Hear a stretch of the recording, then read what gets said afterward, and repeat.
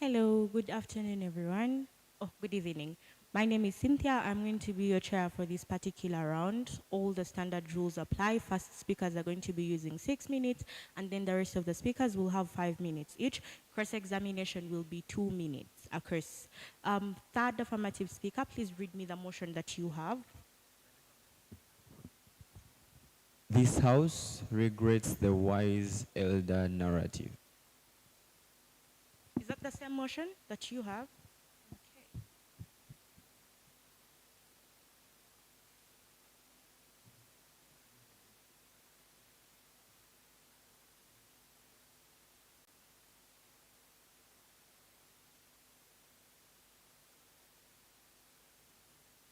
Okay, so keep in mind, this is an open round, so there will be a verdict and feedback after the debate. Any questions before we start off? Okay, sure. If there are none, first affirmative, yes. Yes, cross-examination is 2 minutes. Okay. Yes, you have 3 minutes of prep time in between the round. Yes. Okay.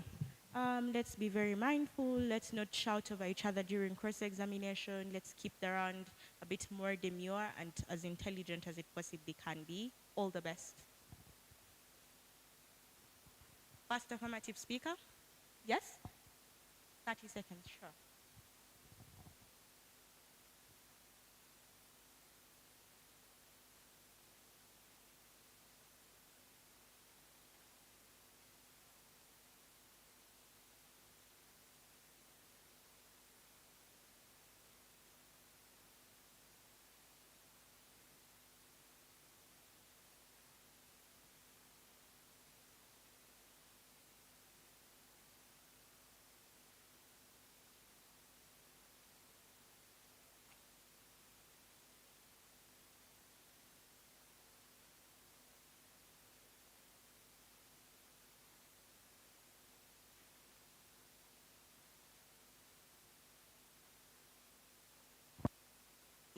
Your 30 seconds are up. We are ready when you are. Here.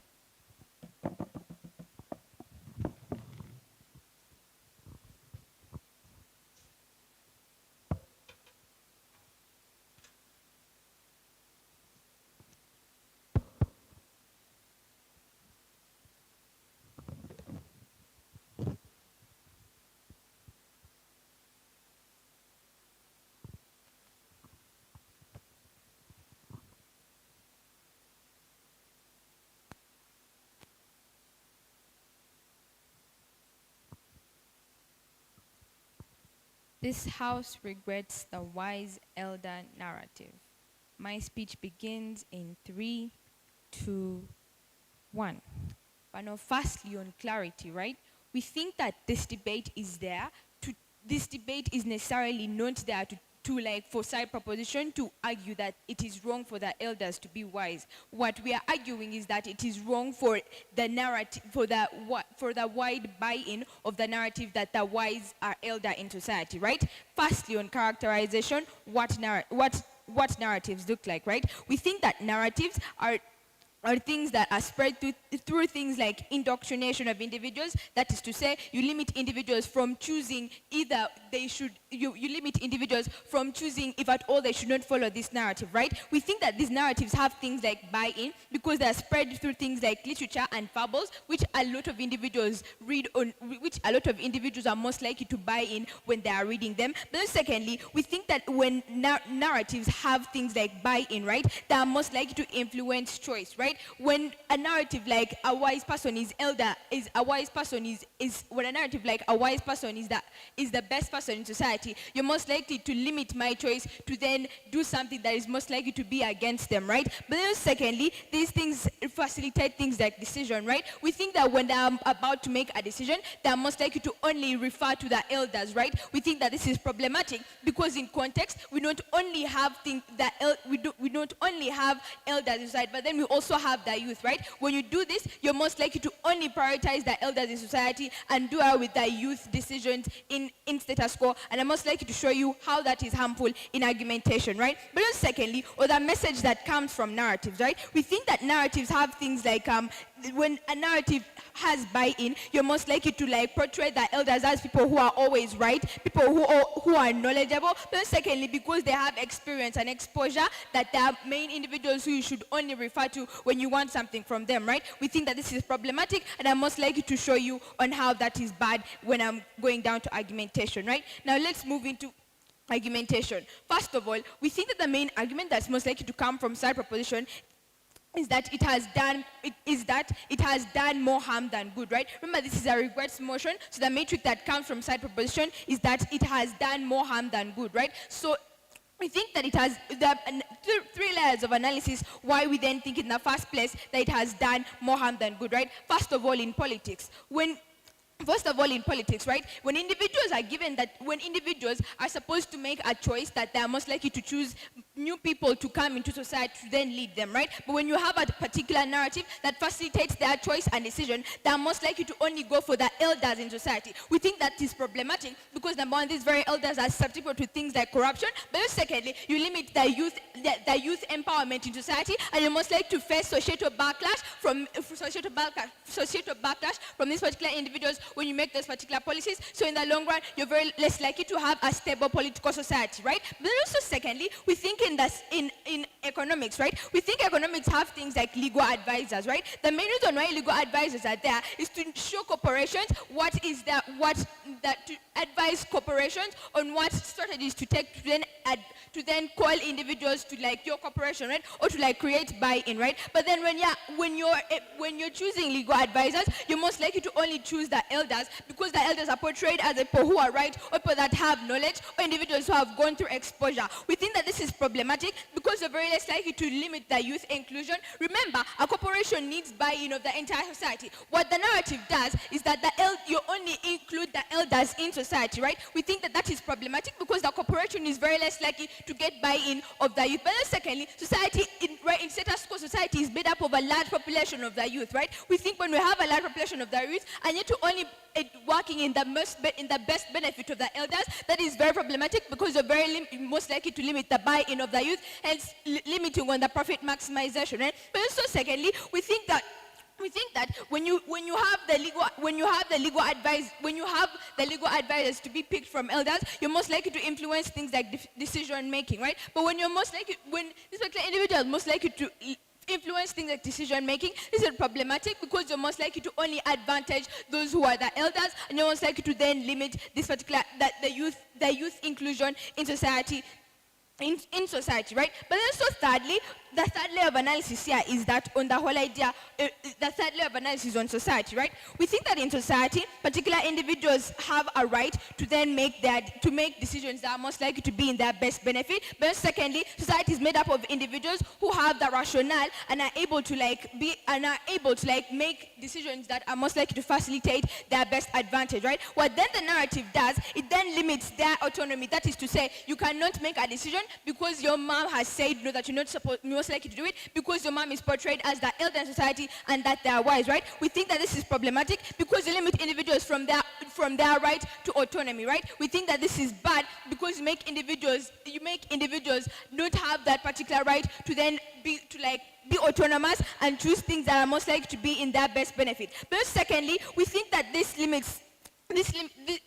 this also limits inclusion in society. That is to say, you're most likely to only care about the elders because you're most likely to only care about the elders because they are the wise ones, right? You're most likely to limit the youth decision. You're most likely to limit the youth inclusion in society because you only care that the elders are because you're most likely to care that the elders are the only individuals who are portrayed as wise and the individuals who are most likely to develop this particular country because they are portrayed as the wise individuals. Okay, we thank the speaker for that speech. We now welcome the first segment of course examination for this particular round. Here.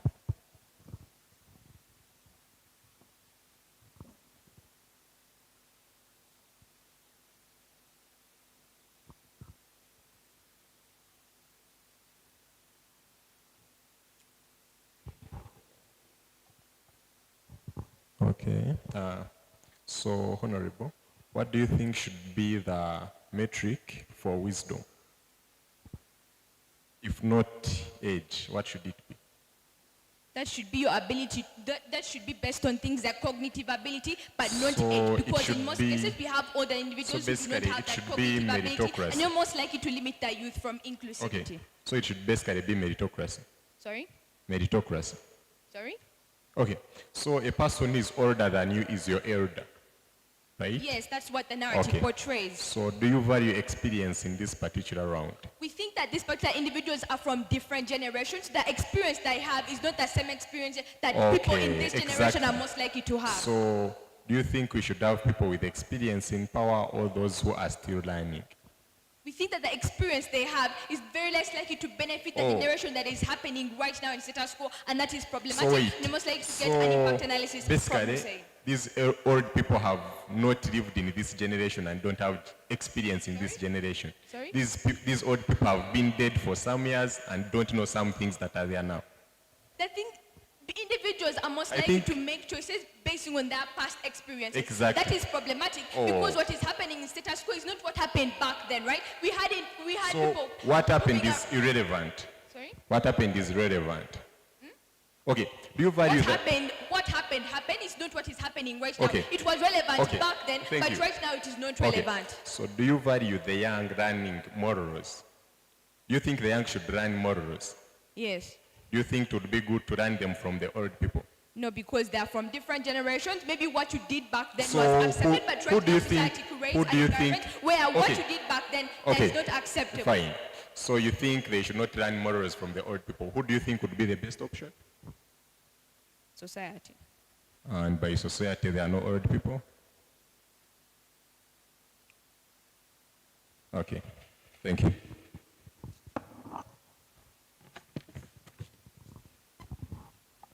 Lovely. This brings us to the close of the first segment of cross-examination. We now move on to the first opposition speaker to open the case for opposition bench. Here.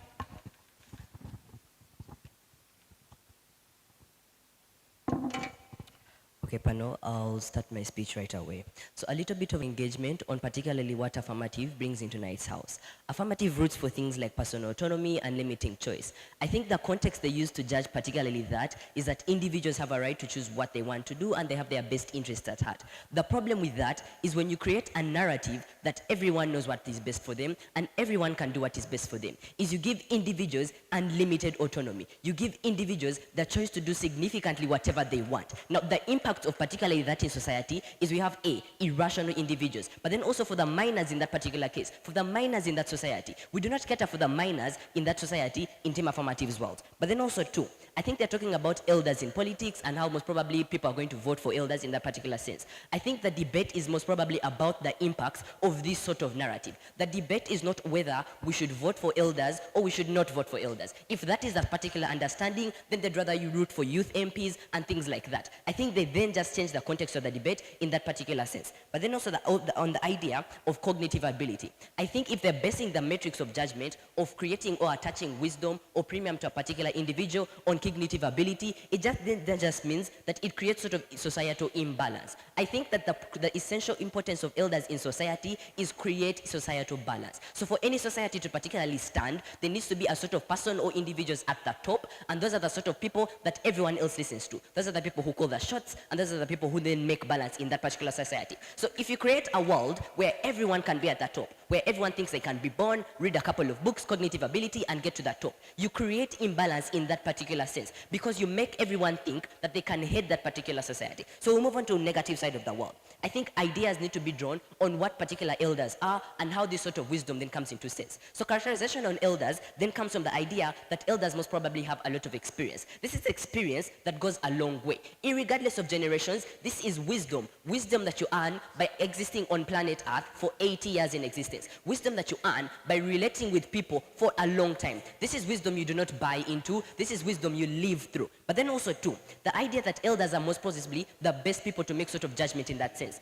I think that elders have attached this, we have attached a sort of premium on elders because on the matrix of judgment in this particular sense. We think that elders are the best people to create sort of judgment in that society because they are most probably the most rational people in the community. They're people who think through situations because they are people who have lived through situations. Irregardless of what generation it is, irregardless of what time frame it is, they are people who have lived through the situations and have dealt with similar situations as that. But then also too, on the idea of the opportunity to learn from these people, I think that if elders are people who have lived to that particular society, if our parents have gone through a lot of problems, it creates an environment for the learners or the individuals or the bottom in this sense to then learn from the elders in that particular environment. We need to cater for the people who are coming into the Uganda that we live in today. We need to look at the world that is to come. We need to look at the sort of morals we are teaching to our children in the place they're going to come. Elders are the best placed people because they are the best place to judge this sort of thing. So we compare that to affirmative world and how they tackle that. If elders or if children are to think that they can do anything,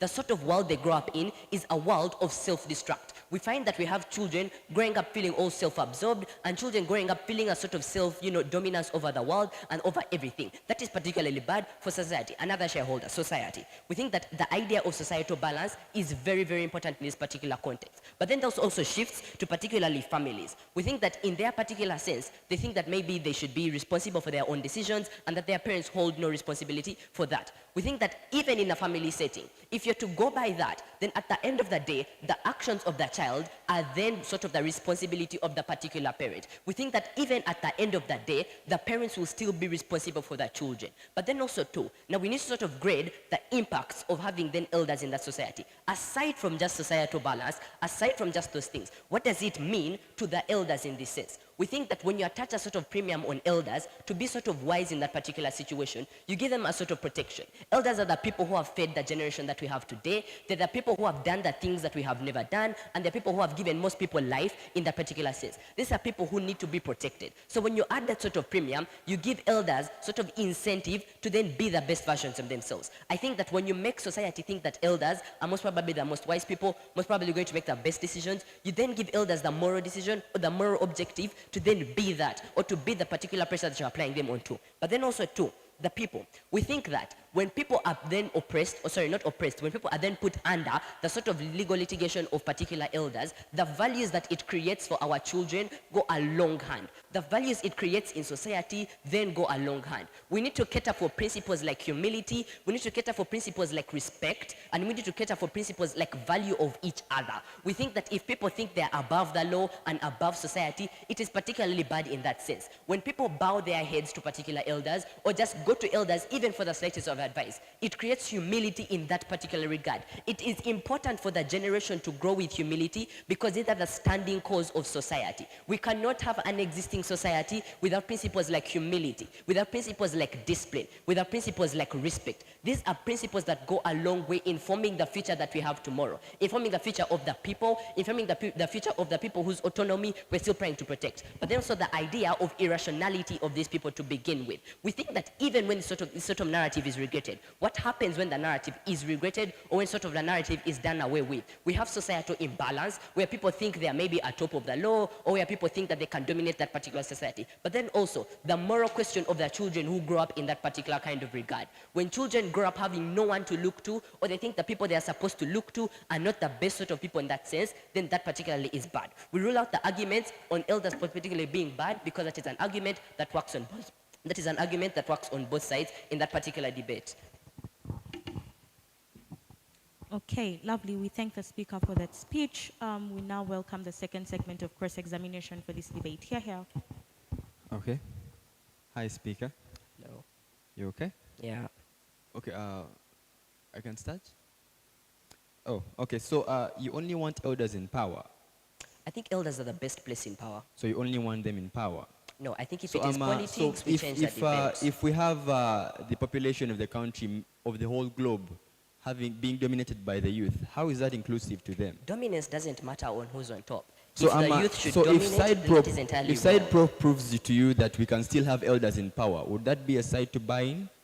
Side prop needs to prove to us what happens when the narrative is disregarded. So if the narrative is disregarded and we still have elders in power, if we prove that, can we be credited? Okay, there's a difference with having elders Okay, in that's political okay. power So and attaching premium are to youth them. affected by the policies that are made by government?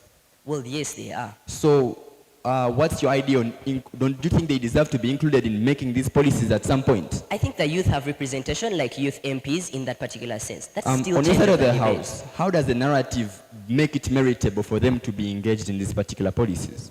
Well, I think if the youth want representation in parliament, that is what they should advocate Okay, for. so experience is got by doing something. right? Yes, For a long time, right? living through. So if I'm 60 years old and I've never ridden a bicycle, do I have experience for riding a bicycle?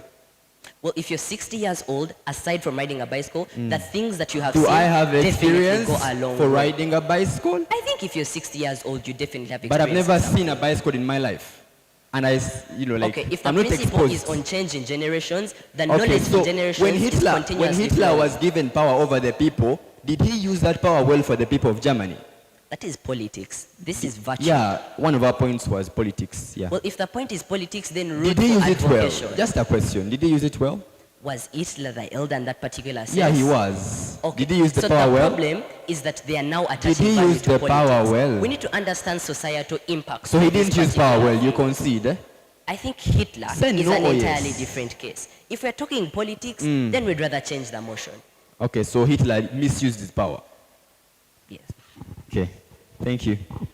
Yeah, that brings us to the second segment, to the end of the second segment of cross-examination for this debate. We now welcome the second affirmative speaker to extend the case for Gov Bench. Here.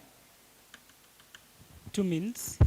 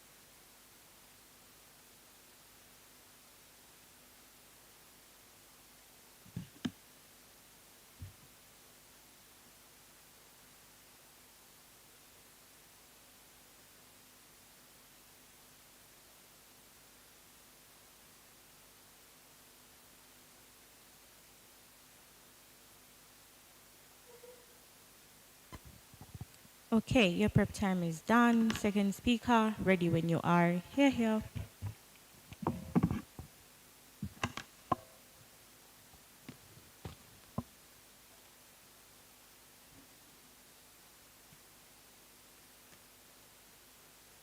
5 minutes, right? Okay. My speech begins in 3, 2, 1, go.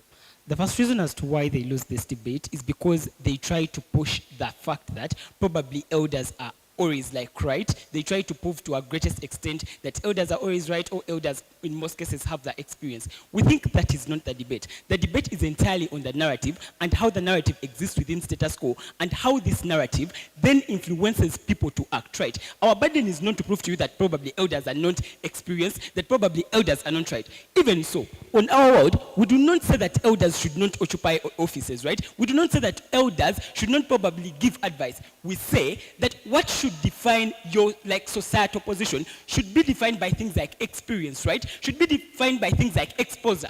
It shouldn't be defined by age. Being an elder you're defined by age, right? We think that the metric on their side of defining what is right or wrong, the metric on their side of defining what I should buy into is on age, right? What we say, whether you're old, whether you're young, what should define what necessarily people buy in should be experience, should be exposure. We do not care whether you're young, we do not care whether you're old. I'm going to first do some sort of like engagement. Firstly, I think they do not understand our case when they come and try to prove that, oh my God, in most cases, the sort of like youth that exists within status quo are irrational. I think the approximate response to their side is that even within status quo, we still have elders that are irrational, right? To the extent that we have drunkards that are youth, and we also have drunkards that are old, that inherently shows you that the idea of irrationality exists within both sides. So if at all you're trying to show us that probably this narrative should exist because elders are irrational, and you're not able to prove beyond reasonable doubt why then that is probably true, we think you lose out on that particular ground, right? But also secondly, they come and tell us that individuals in our side do not necessarily get lessons or to learn morals do not get to learn morals from the elders. We think this is not true. Notice that if at all you as an individual you have experience, I as an individual am more likely to buy into your whole ideas because you're able to prove the rightfulness of those particular things. Notice that the metric on our side then becomes not just because you're old, but just because you have the right knowledge to necessarily indoctrinate into me, you have the right experience, right? We think that is then a better metric that then does not exist on their side of the house because I'm probably going to buy into every idea just because someone is old, just because someone is 60 years old. Secondly, they come and tell us that, oh my God, in family settings, they necessarily do not regret this narrative because you give protectionism to elders. Oh my God. I think the proximate response to this is on the nature of humans in and of themselves. We think it's very unlikely for you to treat someone who has someone who has provided for you, someone who has raised you, right? So we think even without the existence of this sort of like narrative, humanity in and of itself defines for us to necessarily be able to protect elders, even when we probably do not necessarily attach this sort of like exaggerated like respect to them in that particular regard. We think at that particular point, they cannot win on things like we protect elders at the end of the day. Secondly, they come and talk about things like societal imbalance. Notice, societal imbalance exists in our world where we cannot evaluate the potential of an individual to probably occupy things like offices, right? Societal imbalance looks like someone is going to occupy office just because probably they are 60, right? We think if at all this metric is, this sort of like narrative does not exist in a certain world, individuals then have an incentive to evaluate the credibility of a certain individual, right? You're able to prove your experience, you're able to prove your credibility, right? Which that then means that even the youth that have achieved a certain level of experience, the youth that have this sort of like exposure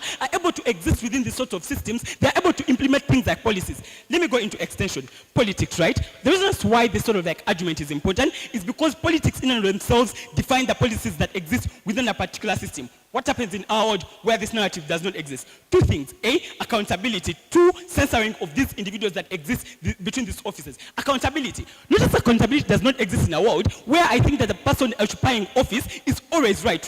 Accountability does not exist in a world where I probably think that every decision that is made by this individual is right. We think the incentive for us to hold these elders or old people that exist within offices is in our side where this narrative does not exist because all their decisions are put to question and they are able to prove themselves. The reason as to why this is key is that then you're able to create better policies. We think this is something that is good because you inherently benefit people like elders and youth in that particular regard, right? Also in terms of like stimulating entitlement for the old, right? We think this is a problem that exists on their side. The old then do not work onto the whole idea of proving how experienced they are, of proving how exposed they are to necessarily spread particular ideas. We think that then entirely becomes problematic to the elders in and of themselves because there is little buying into whatever sort of like narratives they try to spread. We think morality exists in our side where we're able to prove on a metric of experience, on a metric of exposure, not just because you're old. We think that then exists in our side because the metric then becomes that you're experienced, you're exposed, and those things are not defined by age. Secondly, on society, right? We think so these elders necessarily have the ability to influence the decisions that are made by these individuals. We think autonomy is key because it defines how I'm able to react after I decide a particular thing that has happened to my life, right? We think that problem from their side, when this narrative exists, individuals then suffer cycles of neglect because at the end of the day, I bought into something that I probably did not put into consideration how it is going to affect me, right? I bought into this idea just because I probably think my grandma told me it is right? We think that is problematic because individuals do not get to exercise their autonomy. Autonomy is key because an individual gets to evaluate the things that are going to happen in their lives. An individual gets to evaluate the sort of like impacts of the decisions they make in that particular regard. They're not coerced by things like just because the grandma has said something, just because my dad has said create something, right? We think that is a better world where individuals take more responsibility of the decisions that happen in their life. I beg to rest.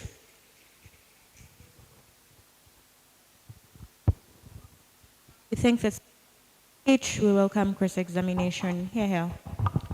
Okay, very sorry for the reverb, but for starters, the subjectiveness of your matrix of judgment. Do you think when everyone thinks they can be wise, it is necessarily a problem? I think if you're able to prove that you're wise, then that is good. When we think that we are all wise, we are able to prove that we are wise, right? Okay, because there are cool. also individuals in society that believe that do they you are wise. also think The problem with that your world is within that you just think society elders are wise today, even without that justification. within society today, there's people considered wise already, irregardless of age. Are they there? Those people are there, but the existence of the narrative Cool. does not So enable those would you ever individuals to consider- thrive because would you we ever think that consider- the oh my elders are God. always right. So even when those people exist within society, they do not thrive. Their ideas do not thrive on that particular regard. Would you consider what or who those people look to? Is it Pardon? just a game of who is wiser? I think looking up to someone shouldn't be defined by age, should be defined by someone's exposure, someone's experience, and these are all things that can be attained even when you are at our youthful age. We say that the Okay. metric should be exposure, experience, and not because you're old. Would you call all the elders sort of helicopter parents? Pardon? Do you think they dictate everything their children do? Okay, the idea is, what is the incentive for me to question whatever comes from this individual? What incentive do I have to provide checks and balances for the decisions that I'm going to be able to make at the end of the day? Even when you say they do not dictate, the dictatorship inherently is provided by this sort of narrative. Because in their minds, they are indoctrinated that whatever comes from this Sure. individual All is right, true. cool. So the dictatorship then comes into play. Okay, cool. So in a society where everyone wants to prove wiser, who is the head in that situation? I think you're not proving why you're the head. You're proving why you're right, which means you create things like better policies, right? Because you're able to justify the decisions you make. In your world, there's no justification Okay, because I make a cool. policy probably because I'm 50 years old or something like that. Cool. So the people with the most A's in math should be the ones that premium is attached to. As long as you've proved beyond reasonable doubt that you're experienced, you're exposed, whether you're 10, whether you're 20, we think that is something that is All right, good. cool. So what sort of balance does it create if everyone can be the head? If at all both of them are able to prove in your world, they can't prove, which means there's imbalance. Beg to rest. We thank the speakers. That brings us to the close of the third segment of cross-examination for this round. I kindly remind that you don't speak above each other. Cross-examination is not a rebuttal session. Keep it answer and question strictly. 1 minute prep time, noted.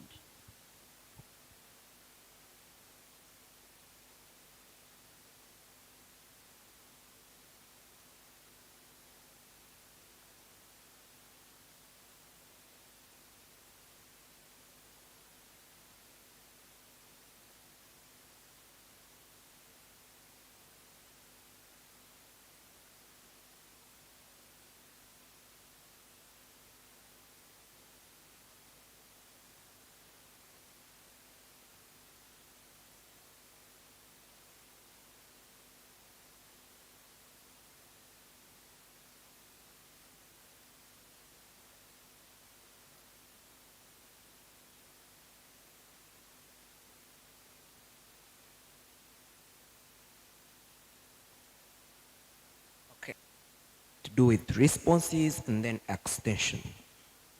I'll begin my speech in 3, 2, 1. So I think there is a problem with affirmative of today's debate, right? They shaft the debate to whether or not they shaft the debate from the impacts of regretting the narrative to the inclusivity of the young people. Firstly, they say that because we have parents who are drunkards, because we have parents who are irresponsible, that gives them sole reason to most likely regret the narrative of aiders. If they can say that, on our side of the house, we can also say that they do not give us enough reason. If parents are like so drunkards, or if parents are like so irrational, why we can trust children, or why we can trust people at a low level to go in the state and rule. We we have a specific problem with their kinds of ideas. Firstly, they do not tell us like the kind of engagement or the metrics of proper judgment on which individuals should be told. They do not tell us proper judgments or justification on why we can trust children as opposed to elders. What we tell you is that age, which is life limited, or because people have lived for so long, they are experienced or they are more inclined to societal problems. They say that societal backlash is something we need to care in the debate.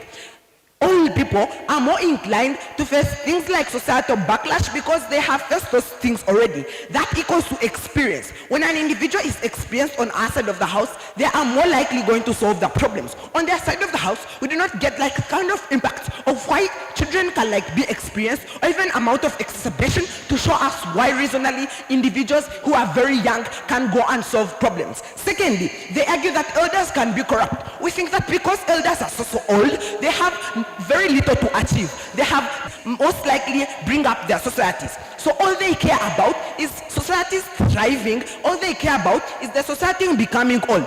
As opposed to young people. Young people still have a lot to achieve in life. So they look a mechanism of metric on how they can like most likely achieve good things in their life. So they use mechanism, whether right or wrong, to achieve these kinds of things. That is why young people are more inclined to even resorting to corruption because they want to achieve very many things. They don't have like a proper mechanism as to why youth even would achieve corruption or why youth in and of themselves would be suitable to solve these kinds of particular problems. Secondly, they say that we limit the rights of individuals. We think that when individuals are so young and in the state of irrationality they are more likely placed in a moral society.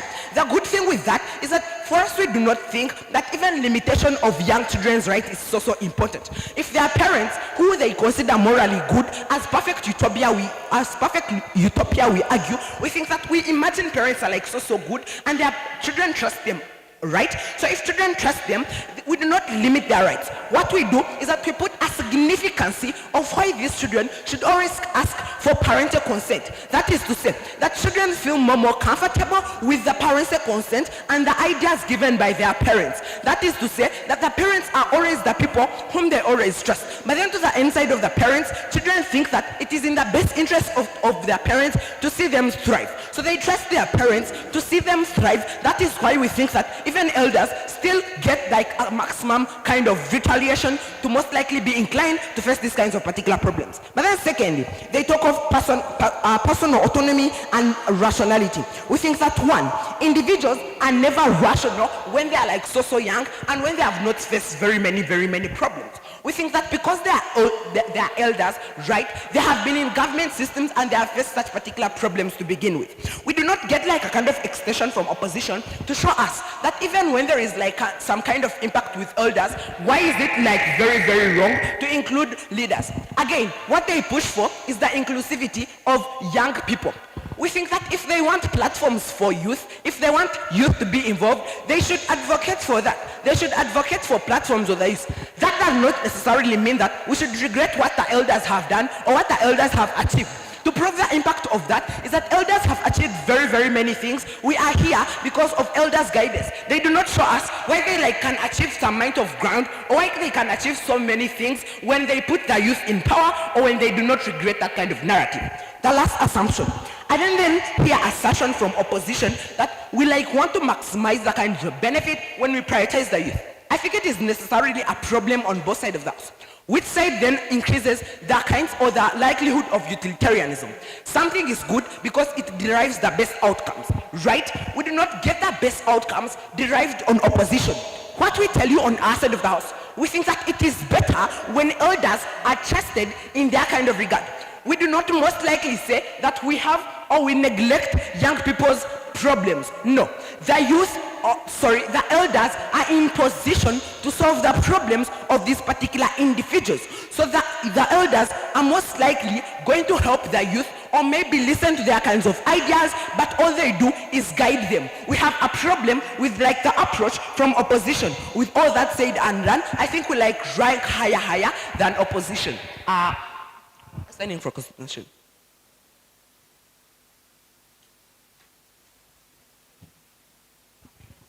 Welcome the last segment of cross-examination for this particular round. Here.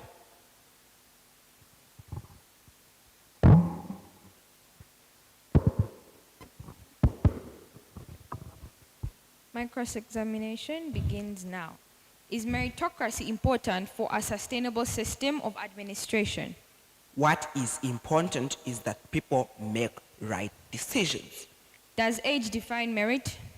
Yes, because age equals to experience, and experience leads to Can you be being young able but to solve the have more problems. experience than one that is a person that is older than you? Because people who have lived longer have faced more problems than us, so we think they are more inclined to solve the problems due to their experience. Do you believe people- that Can I societal finish problems the question? change with change in generations? I'm going to finish answering the first question. Young people have lived for a short time, therefore they have no experience, Can therefore a they don't know how to 16-year-old solve debate? those problems. Pardon? Can a 16-year-old debate? Yes. Are you aware that there is a 40-year-old person who cannot do that? But that doesn't mean that 40-year-old people are not smart.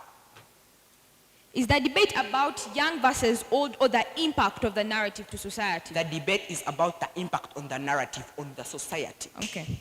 Can you challenge a policy when it is predominantly believed to be true? Yes. Are elders always right? Elders, in most instances, are considered right because we think that it is in their best interest to see their children thrive. So even when you So do you want believe to that argue there is that they are wrong, so you believe that there is need for an incentive to evaluate information provided by elders? I think all elders do is guidance and some sort of like counseling to their children because their ideas are not neglected. All they How do are you is most guide likely them. to ensure credibility on your side when society believes that you're always right? What society believes is that our parents are the people we trust more and more. They are inclined to experience, and that is what society needs. Okay, that's all. Thank you.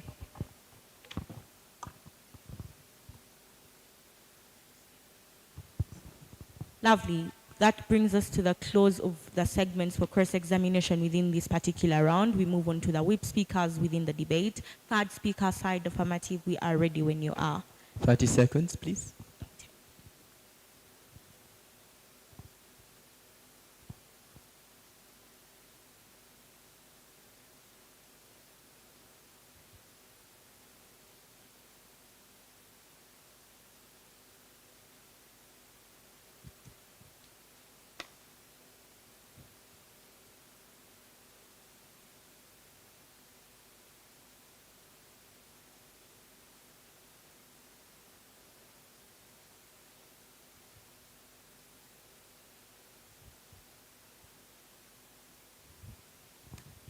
Okay, third speaker side, affirmative, here.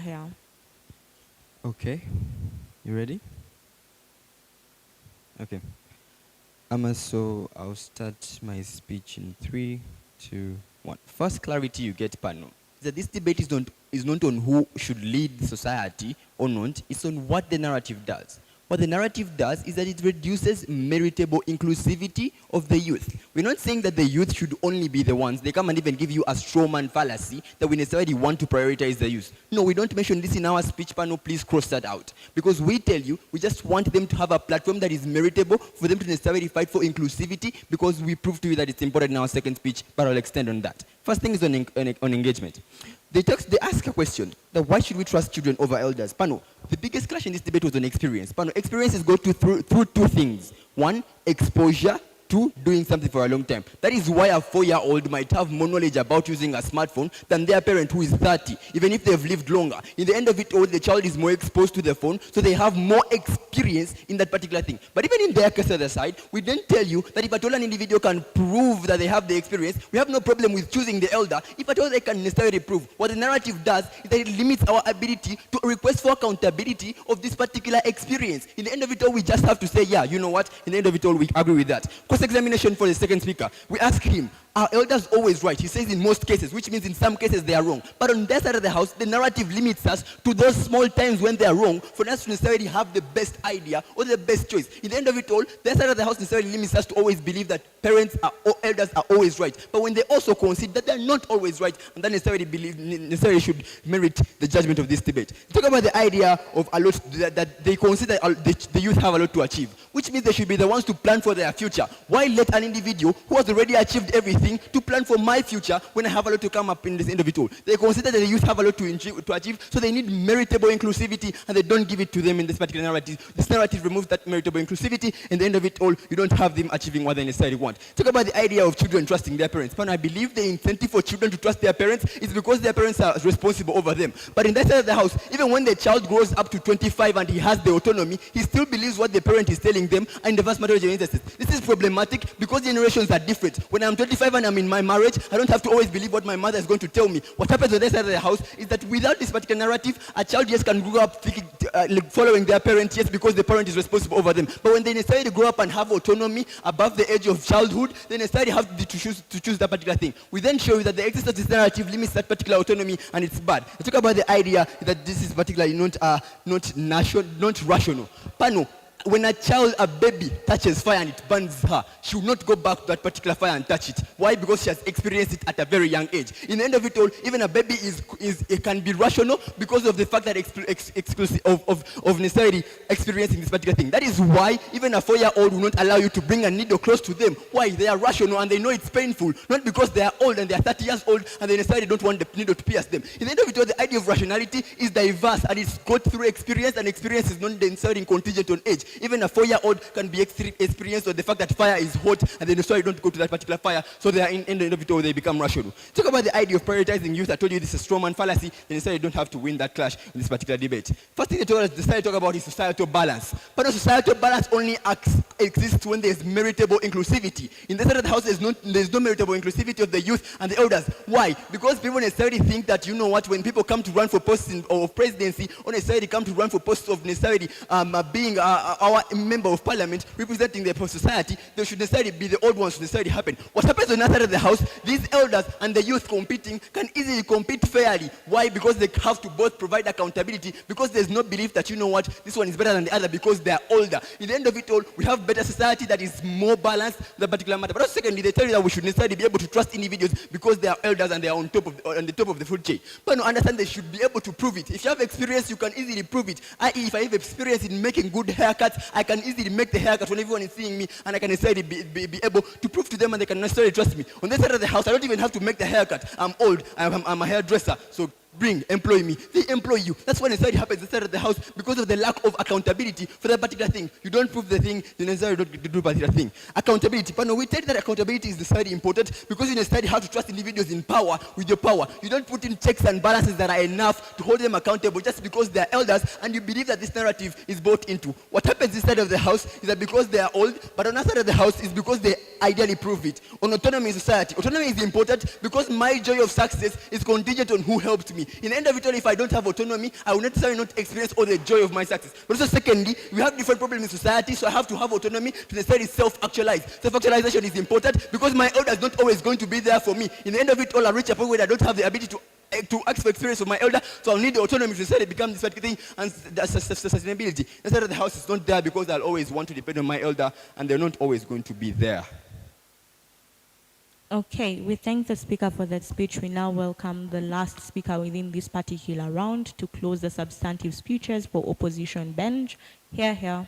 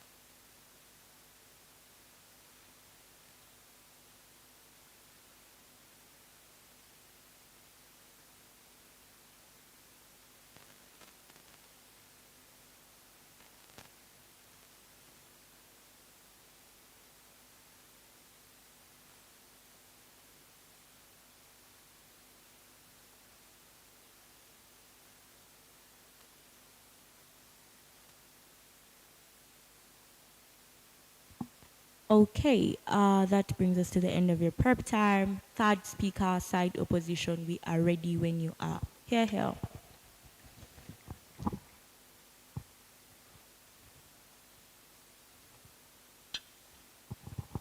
Thank you, Pano. So, Pano, today's debate is a debate of regretting the wise elder narrative, right? So, Pano, notice that wisdom is a completely different concept from skills, right? Wisdom is the ability to understand knowledge and maybe use it. But team affirmative just argues for a concept of skills. Maybe things like getting jobs. People are not getting jobs because they are wise, but because of skills. So wisdom does not go into that sort of world where maybe they are giving jobs to a software engineer. They won't give it to an old person because they are prioritizing skills, not wisdom. But where wisdom comes in is then when we have a group of software engineers who is most likely better to lead them. Notice that leadership is based on interactions between people. A person who has interacted with most people most likely understands how people work and will most likely make the best decisions for that group. It is not about the skills, but about how he knows the interactions between people. Notice about how they contradict. They come and argue about the 25-year-old. But in our world, the more you grow, the wiser you become, right? So that means from 15, when you reach 25, that means society agrees that you can make specific decisions because you have reached of certain age. That means society believes you can maybe decide for your family. So degrees of autonomy is on our side. We also have autonomy. But the difference with our autonomy is that they give the autonomy of maybe marriage to even a 3-year-old. On our side of the house, there is no imbalance in society because autonomy comes as you grow up. As you grow up, you make decisions based on your age and based on what you have seen. Look at their analogy of fire. The problem to their side of the house is that most people would then want to taste the fire. When a person tells you that fire is bad, because there is no narrative that the older one knows what is bad, you necessarily don't believe that fire is bad there and you want to taste the fire yourself. This is where bad decision comes. This is where if the elders tell you not maybe to engage in sex, you don't necessarily believe them because there is no way they are going to prove it to you there and then. But when narratives exist, then we most likely listen to the elders, and because they have experienced these things before, I think we are better on our side. Notice the contradiction on their side of the house. They only argue for exposure and experience. But let's gauge, because this leads to a comparative. On our side of the house, we are arguing for the old people. They are arguing for anyone in status quo. But the elderly have more experience. Even it is intuitive that they have experienced more things and are most likely exposed to more things. Well, we might agree that some elders might not be exposed to most of the things. But then the young are not exposed to very many things. So if it is an argument of comparison who has more experience and exposure, most of the elders have more experience than most of the young. So even on our side of the house, people will make fewer mistakes because most of the elders do not have this. Let's look at their idea of politics and maybe why inclusivity does not exist on their side of the house anyways. We think inclusivity is not necessarily becoming the president. We think inclusivity is when you can be heard maybe in positions of power. We think because the narrative exists that the old people are wise, that means they seek problems, right? Because people believe you are wise, you try to solve problems. And by trying to solve problems, you have to find those problems. So they will most likely ask the young for their problems. And if the young can express their problems to the old people, then it is not about who solves the problems, but it's about where the young people have been heard. For as long as the young people are being heard by the elders, we think they are included in the system anyways. I think inclusivity is not on your side of the house, and the youth can still be empowered on our side of the house, and things like skills are not things to be considered in today's debate.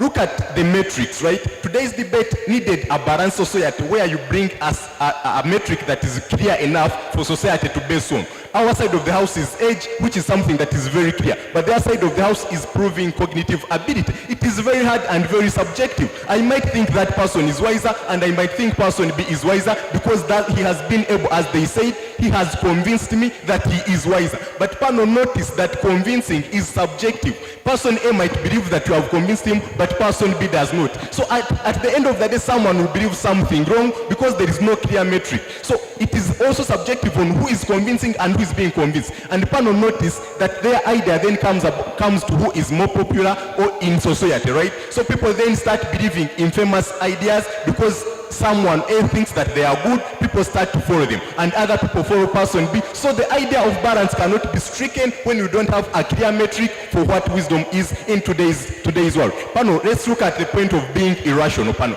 they argue that we are more irrational, but Pano, as you have said, if the young people have not experienced most things, that means they do not know how to react to most things, right? That means they do not have the experience to react rationally to most things, right? If you have never been pregnant, you won't know when you are going to produce, right? But then if you have been pregnant before, you'll not be as irrational as a person who has not experienced this before. So on our side of the house, we are more rational than them, and things like autonomy are achieved. Thank you, Pano. I beg to rest.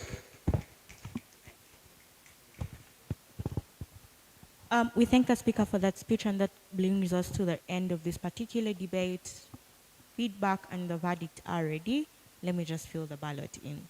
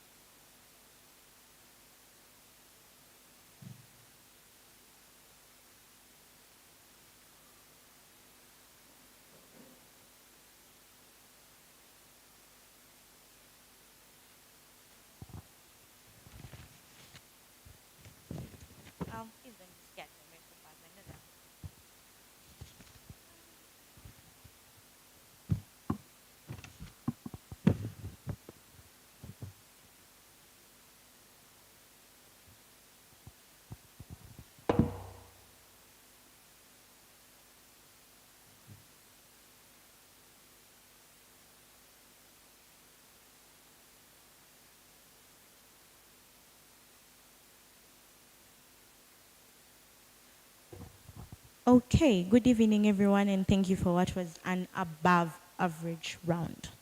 We are going to engage a few things and understand why I arrive at the verdict that I do. But I think for this particular debate, a lot of clarity into defining who wins this debate was dependent on the third speakers and the level of clarity and analysis that they were able to bring to the debate. I think it's very, very important that you consider the key concepts of motions. This was just not a narrative motion, but it went as far as regretting something.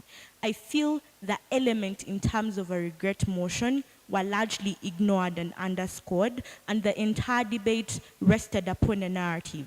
Even the extent to which you did agree this was a narrative debate, there was less analysis in terms of what the impact of the narrative within itself looks like to define or to inform why the debate now becomes about the arguments that you had within the round.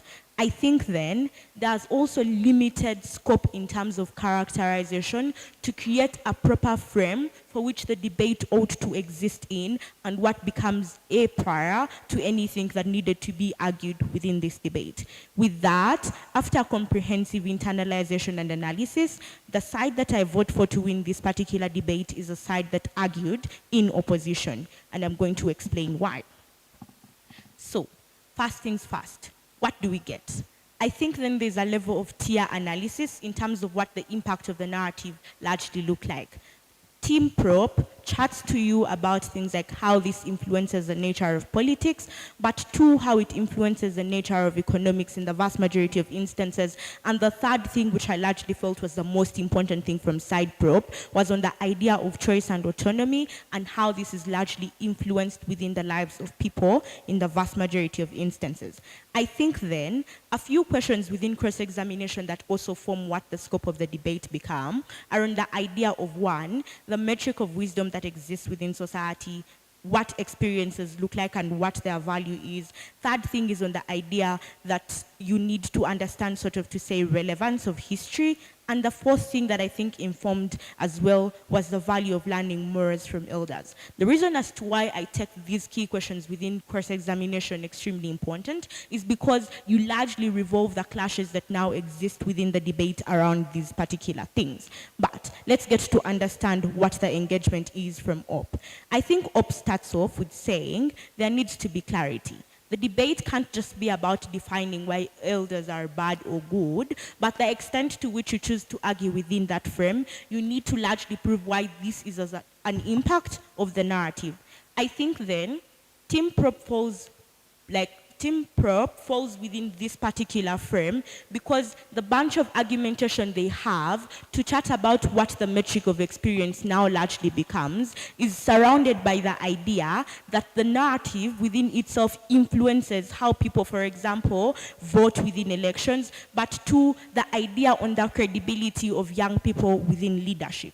We think then the extent to which those responses came from OP were a direct engagement to the idea that the narrative within itself influences politics. This is where I had a challenge. I feel Team Prop largely debates the motion within a void of what exists within society. That means then, for the front of politics, what it means is that all the other existing metrics within status quo that define how society operates largely don't exist. The extent to which an elder says something, you all follow and you're obliged to follow it. That means regardless of the check and balance systems for governments or for leadership that exist within society, they are either blind or they are non-operational to that extent. I think this then gives leeway in terms of engagement from side up because they tell you the extent to which you argue for inclusion or credibility for the youth as leaders within society, what you can simply do is advocate for it to exist. They also flag the existence of things like youth MPs within society.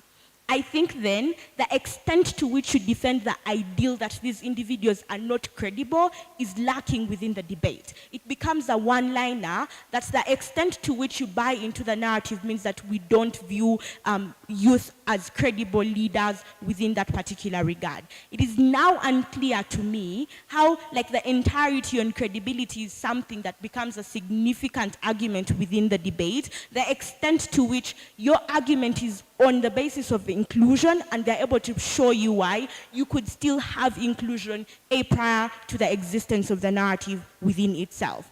I think then the thing that I felt should have largely flied within that particular response was the idea on legitimacy, which now comes in within your subsequent speeches. Here's where I have an issue. This also becomes a one-liner, the extent to which you're unable to effectively mechanize how this plays within the narrative and its impact on society. The extent to which you sort of flag this is to say, because of the existence of the narrative within itself, in the vast majority of instances, you ought to take what elders claim is right, and you're now unable to check them, or you're now unable to check the power that they have. That is on fast fold. How that translates into young people not being listened to or not being credible is one I don't understand. Intuitively, I could agree to the fact that check and balance mechanisms for elders don't essentially exist. My question now is, how does that translate into us saying young people within themselves are not right, don't have the credibility, the extent to which they say something that is right or something that maybe is counterintuitive to what an elder has said. The logical link to tie back how this translates into young people being affected by this particular narrative thrive on the aspect of credibility and legitimacy for their opinions and voice is something I largely do not get. Then I think the other thing that largely was engaged within this debate was on the idea of choice and autonomy. The extent to which GovBench argues choice and autonomy is to say, and I think this is a proper clarity from third speech, they tell you the extent to which you're heavily reliant and dependent on parents and view them as the sole proprietors of what is right and what is wrong. When you reach the age of 25, where you're intuitively able to make your own decisions, you're still heavily dependent on the decisions of your parents, you're unable to self-actualize, you're unable to actively make autonomous choices on your own. They say then, the impact of this is what it does is to largely take away from the fact that individuals are rational within nature to be able to make their particular choices, but also this limits the level of inclusion they have within society. What is response from side opposition? I think the first fold of response is to show you, one, parents have a direct obligation to their children. But I think then the other thing that becomes important is the chart in clarity from third speech, where they tell you there needs to be an existential difference between the idea of a skill set versus wisdom. They say then, the extent to which you have a skill set, your ability to implement that skill set to solve something is dependent on wisdom. I think they give you a clear intuition pump. They say you have a bunch of engineers that exist. They all have skill sets. That defining difference between these individuals is the ideal on who has much more wisdom to take leadership. I think then what created a huge problem or a loop within the debate is on defining what experience now looks like. The extent to which they are able to clarify to you why wisdom within itself translates to experiences, but also to show you why that translates into your ability to, on first fold, be able to actively solve certain problems within society, within itself becomes something that I take a prior to the argumentation that comes from GovBench within this debate. I think then the other thing they're able to flag is the idea on societal balance. The extent to which this is engaged, I feel, is largely lacking in terms of why, on your side of the house, that is one, a question that does not either exist, or B, why that is a problem that you're easily able to counter. I think then, what they largely tell you in terms of societal balance is the idea that what actively informs things like autonomy is the experience that people have, but to the wisdom that they are actively able to acquire. In third speech, I think they effectively tell you why, in the end of it all, that type of decisions that maybe our 15-year-old, a 25-year-old is making largely differ because of the level of experience that you've been able to have to that particular regard. That is why then, as a 25-year-old, you have a level of autonomy to make the decisions that you want to make because of the experiences that you've had, aside from a 15-year-old that is maybe under an umbrella or under a wing. I think to that extent, they're able to cater to one who they believe is the most vulnerable actor within that extent, who is someone that is directly under the umbrella of their parent. They're also able to frame within second speech why there is that intuitive belief that comes with the responsibility for parents that you wish what is best for your child. I think then the front of engagement should have been on the idea that irregardless of the fact that as a parent, you have the best interest for your child, while closing them out of the box of being able to sort of engage with their ideals are. Problem with that is they also ask you a question. Does the idea on parents having direct responsibility for children translate to the fact that their opinions are not voiced or heard? I feel there's less engagement, the extent to which you had the capacity to sort of respond to this within third speech, and this just leaves it in terms of a wish-wash. I think then what I base on in terms of judgment is one, the idea on experience, two, the idea on moral balance that exists within society, the extent to which you sever individuals from making bad decisions. There's a pretty much intuitive way up that comes within third speech, I think, then on that particular regard. From third speech, they tell you, I think there is now a concept of utility versus choice and autonomy. I think there is an engagement in terms of why things are only good because they derive the best outcomes to individuals. I think the extent to which they're able to show you why choice and autonomy that exists within your side of the house does not capacitate operation of good decisions, they are able to outweigh or tilt that particular principle to their side of the house, the extent to which they actively show you why the experience that comes with age translates into wisdom, but also translates into choice and autonomy that creates value for the active decisions that you make. I think what I'm able to show you is to engage the two principles that exist within the debate, this side on utility, this side on choice and autonomy. For experience, I'm able to translate to you why the bulk of the chart that you argue defines things like individuals having skill to do particular things, and if that skill within itself translates into them being included within society, particularly for youth. I think then the chart from this side is to tell you about why all those things still exist, prior to the fact that the wisdom comes with the experiences that you've had. There is a particular respect to those things. I think then with those particular clashes, I'm much more swayed into the idea of what Bench argues within this round. I am welcome to questions before I move on to what could have been the most proximate cases to run to help you with your other rounds, if that's something you're interested in. Questions? Okay, so should I do the what could have been argued within the debate thing? Okay, lovely. So I think one, the fact that this is a regret motion, there has to be a retrospective. That was the very first thing that I sort of expected from the frame and characterization. What does the retrospective actively look like on your side of the world? Which could have also translated into why our world is better, the extent to which you don't have these things. So it is not just about establishing the negative material to translate into why the narrative is bad. The extent to which the narrative is bad, what is that retrospective that actively informs positive material on your side of the house. So I think then, from side prop, arguments that could have flown within this particular debate in terms of a regret. One, you regret something the extent to which its bad outcomes outweigh the good income. Why the bad outcomes outweigh the good outcomes.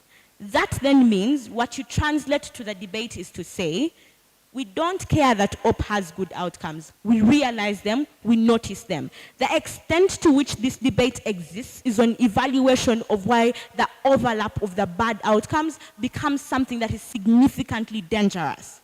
They chat to you about societal balance. I think this should have been the first intuitive case within side affirmative bench. One, the push on the narrative within itself distracts or distorts the existence of societal balance, the extent to which you constantly accept the existence and the will of certain morals on individuals when they don't agree to them. We constantly argue things like indoctrination, and I don't know why this wasn't largely mechanized. You now ought to constantly show why things like indoctrination are bad. The reason as to why we have things like religious extremism is the extent to which we constantly believe that elders are good within society. That then means it translates into a long-term scale of impact for the ideologies that you're able to pass down onto individuals. The extent to which you allow propagation of the narrative within society, you leave leeway for things like extremism, you leave leeway for extremist political ideas to thrive. That then means what you translate in the debate is limited agency for societies to be able to thrive on their own. But two, there's a constant chat from your side of the house in terms of evolution of society, which I felt would have been a much more prior argument, the extent to which you were able to mechanize it.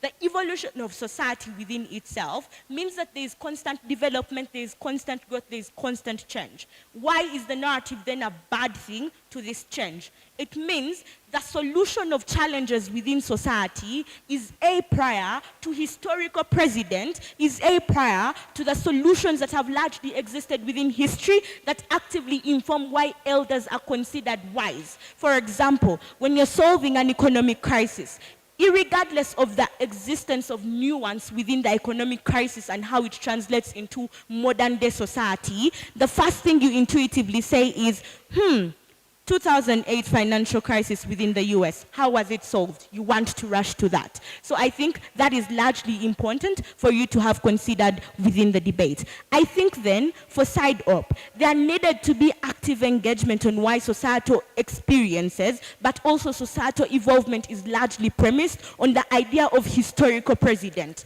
That is to say, weaponize what I just used on this side of the house to tell these individuals why, largely, societal problems that constantly evolve are still solved off of the premise of historical precedent. That is why there is still a buy-in into governmental structures that have existed for so long. You want to translate why society within itself exists on just that historical precedent for the most part. But I think for fast speeches, being able to do a lot of preemptive legwork is also important to inform the direction that your debate is going to take. I think for prop, Hussein largely took a lot of time to try and do the deconstruction within the debate and had less analysis in terms of the constructive material, which now burdened third speaker to create that clarity. It is very, very important that you have that establishment within fast speeches to be able to create what is important. Also, the strength of a team is not in clarity that comes in third speech. Third speeches are utterly weighing speeches. That means then the heavy analysis and clarity that you have within third speeches needs to be translated within your second speeches. I think this one equips your speaker roles as per this particular format of debate, but two, it lessens the burden in terms of you not having positive, constructive matter to be weighed upon within the debate. In case of any personal feedback, feel free to reach out to me. Otherwise, all the best in your rounds. Here, here.